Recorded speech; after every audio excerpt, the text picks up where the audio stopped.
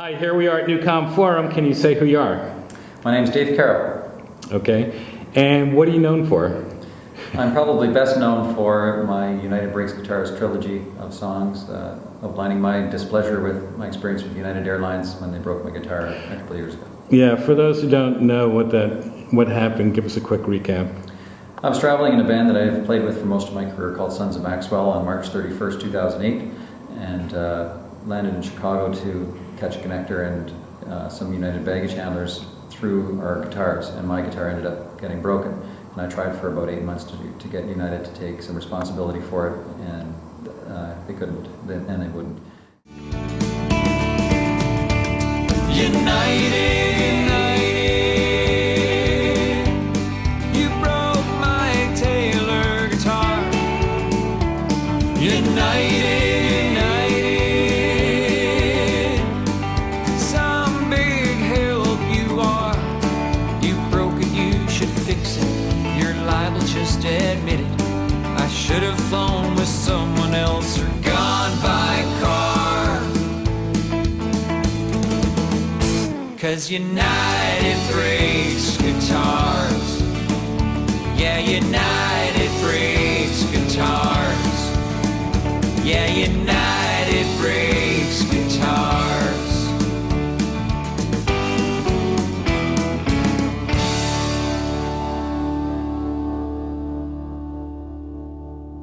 And I put them on YouTube, and the first of the 3 videos went viral within a couple of days, so a lot of people have seen it in the world. Right. And then what was United's reaction to that? Well, there was no reaction at any point along the way until the video came out, and so I told them in November that I was going to make these videos, and it wasn't until July, about 7 months later, that the video actually came out, and at that point they actually offered kind of the same compensation I had asked for, which was $1,200 in flight vouchers, and then they also added $1,200 in cash as an option, and I rejected it and thanked them for the offer, but the videos weren't a negotiation tactic. They were a promise to do something when they said they would do nothing. So. You mean part of their offer was to take down the videos?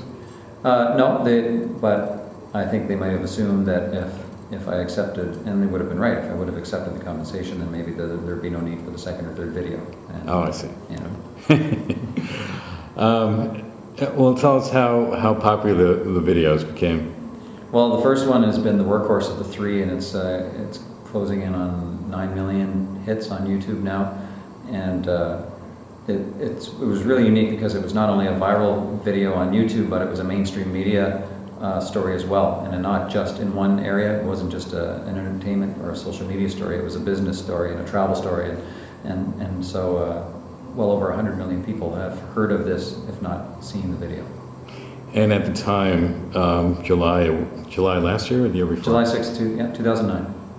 It was like the #1 music video in the world in a way? In YouTube, they have metrics that they measure things, and at the end of July, for July, it was the #1 watched YouTube music video in the world, and the #6 watched video of any kind on YouTube. And Time has just a couple weeks ago listed it as the #12 YouTube video of all time. Yeah, it's great. So tell us what you think the lesson is for companies who are dealing with their customers.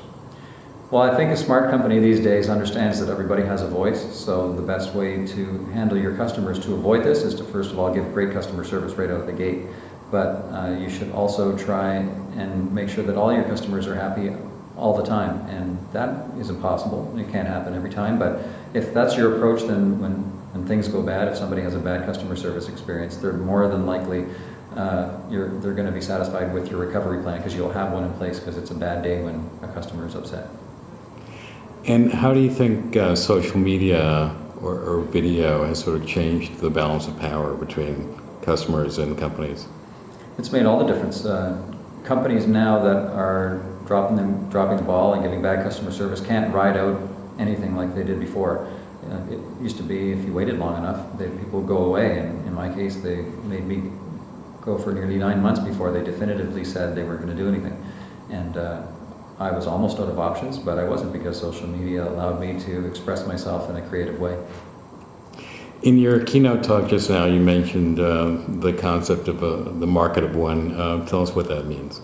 Well, somebody was taking a shuttle at JFK from one terminal to another, and they witnessed somebody on the shuttle start singing United Breaks Guitars, and everybody on the shuttle started singing the song with them, except for him because he hadn't heard it yet. And so he investigated it and realized that considering he was into social media, he was a little slow out of the gate, but he said that it was the greatest example of the market of one ever. And as I said in the keynote, I think he meant that I was the greatest example of the market of one, but I think it's more correct to say that the market of one is everybody, and that there are no statistically insignificant parts to that market, and that if you try and marginalize one part and say it's okay, we'll just ride that out, and it doesn't work that way. So companies should sort of integrate that kind of interaction with their customers right as part of their, relationship management, or however they, customer support, that sort of thing. Is that what you're suggesting? Yeah, it's got to be a holistic approach to your business now. Incorporating good customer service is the smart thing to do right at the beginning, because it gets expensive if you have to pay people to right wrongs that should never have happened. So it's a smart thing to do, and maybe out of fear now that there are people like me out there, bigger companies are changing the way they do it, and as a result, it's better customer service for everybody, and big companies are probably saving money by being more competitive. So you're a internet celebrity now. How has this affected your career?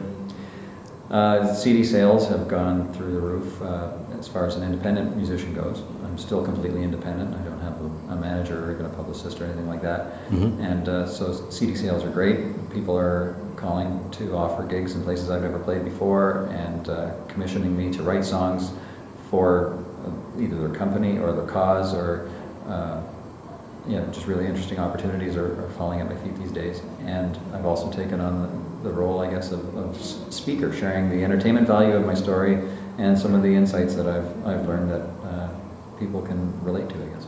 Right. And do you think there's an opportunity here for other independent musicians to sort of bypass the usual wheels of the music industry and go direct to their fans?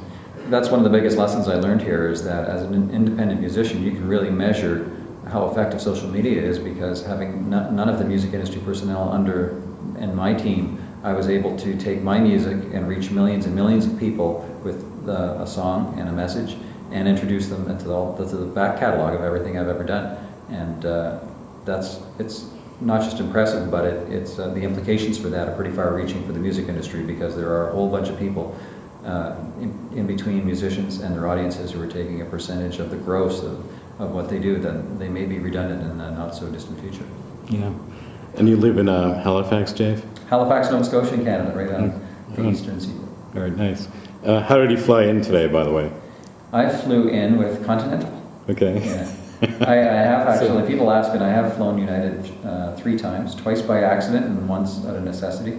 And it was kind of funny that when I had to fly with them to go from Regina, Canada down to Denver, the only way to get there was United, so I flew with them and they lost my luggage. But the really ironic thing is that I was going to Colorado Springs to deliver a keynote address on my experience with United, and the first thing I had to talk about at that thing was how they lost my luggage, and everyone was in social media and they got a big kick out of it right away. But they didn't break your guitar that time? They did not break my guitar. I have an endorsement from a really good guitar case company called Calton now, so I try and carry it on whenever I can, but when I can't, it's pretty safe now. It's in a great case. Okay. All right. Great stories. Thanks for your time, Dave. Thank you. All right. United, you broke my Taylor guitar. United, some big help you are.